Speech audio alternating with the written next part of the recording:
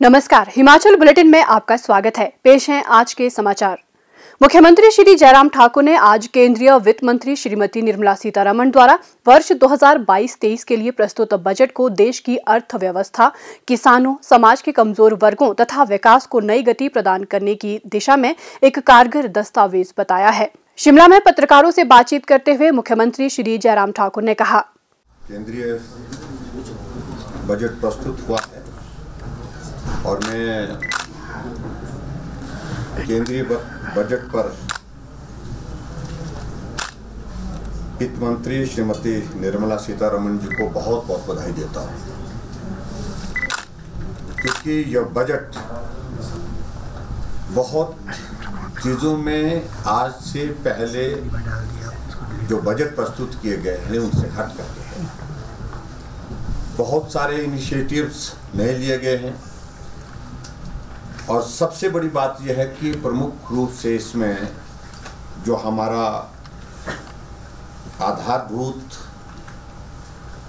संरचना को स्ट्रेंथन करने की दृष्टि से, सुदृढ़ करने की दृष्टि से इसमें फोकस दिया गया है इस सारे बजट में।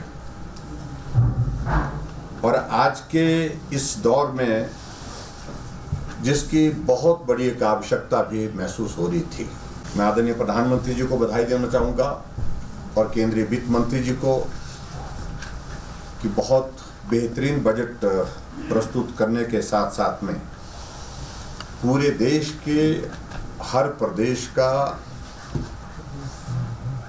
हर क्षेत्र का और हर वर्ग का इसमें ख्याल रखा गया है।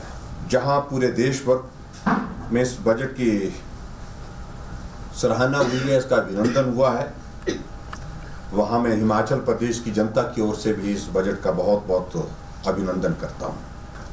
सबसे बड़ी बात, पहली बात अगर मैं शुरू करूँ इसमें, तो प्रमुख रूप से इसमें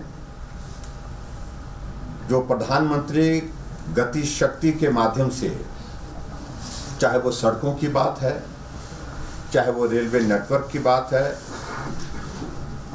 चाहे वो हवाई अड्डे की बात है, चाहे वो बंदरगाह की बात है, चाहे वो सार्वजनिक परिवहन प्रणाली की बात कहें और चाहे हम जलमार्ग की बात कहें,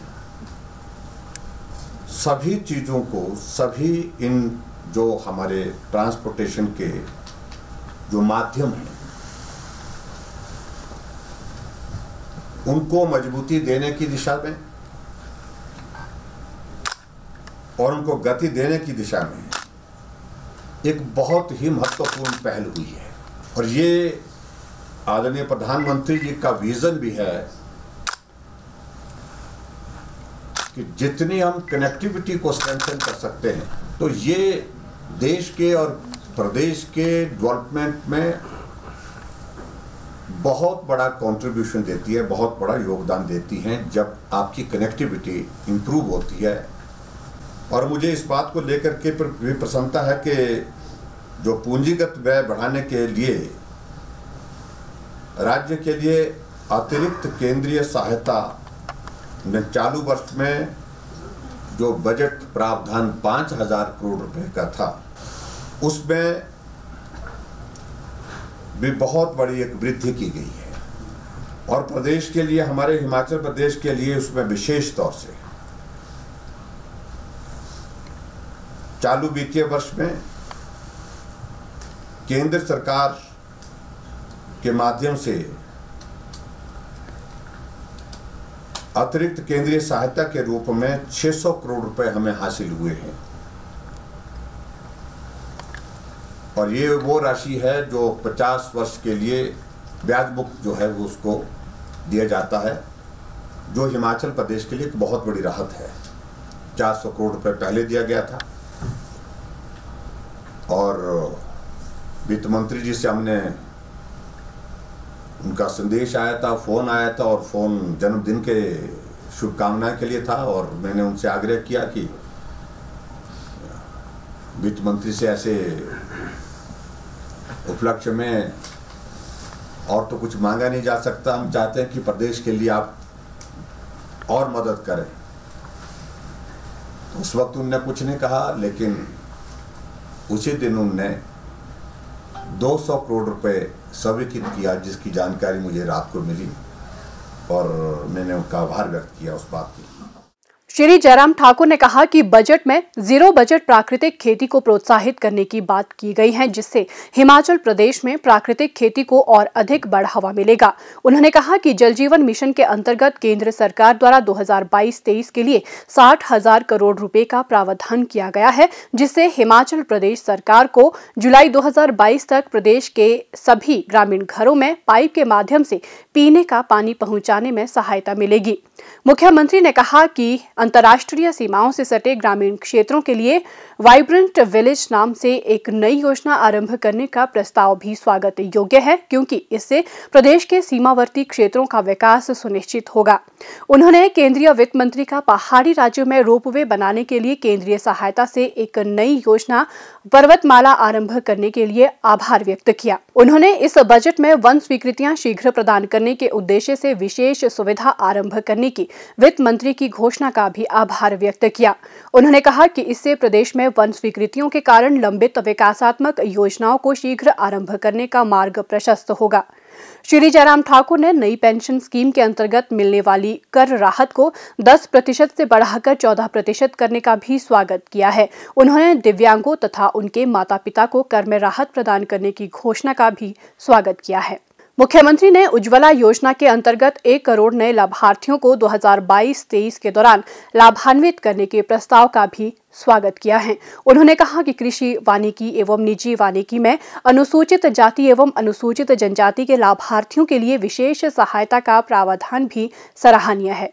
श्री जयराम ठाकुर ने कहा कि 2022-23 के लिए प्रस्तुत बजट आगामी 25 वर्षों के लिए एक ऐसा दस्तावेज है, जिसके माध्यम से ये सुनिश्चित किया जा सके कि आगामी वर्षों में विकास को इस प्रकार गति मिले कि इससे होने वाले लाभों से कोई भी व्यक्ति वंचित न रहे तथा देश के सभी क्षेत्रों के लोग विकास की इस प्रक्रिया में भागीदार हों। मुख्यमंत्री श्री जयराम ठाकुर ने जिला सिरमौर में विभिन्न विभागों के अधिकारियों के साथ क्षेत्र के विभिन्न विकासात्मक कार्यों की प्रगति की समीक्षा के लिए आयोजित बैठक की अध्यक्षता की।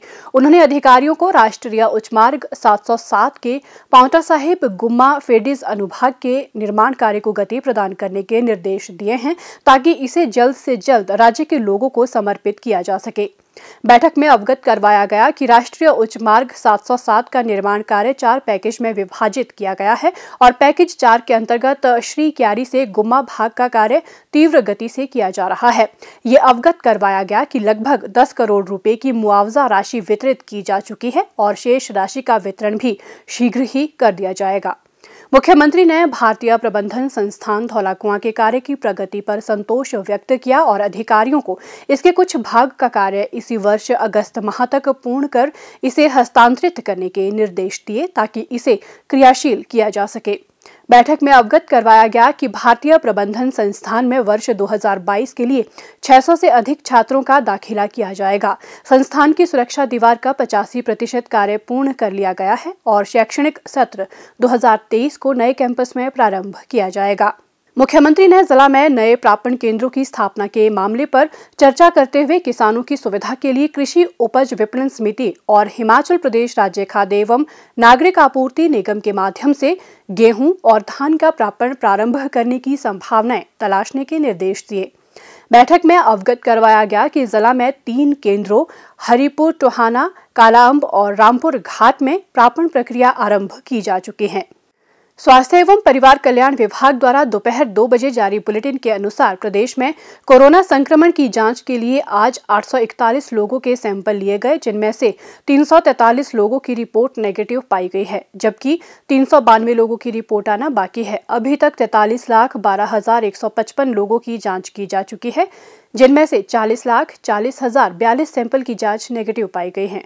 प्रदेश में कुल 2,71,719 लोगों में कोरोना वायरस के संक्रमण की पुष्टि हुई है, जिनमें से 2,59,185 लोग इस बीमारी से ठीक हो चुके हैं और 8,532 व्यक्ति उपचाराधीन हैं।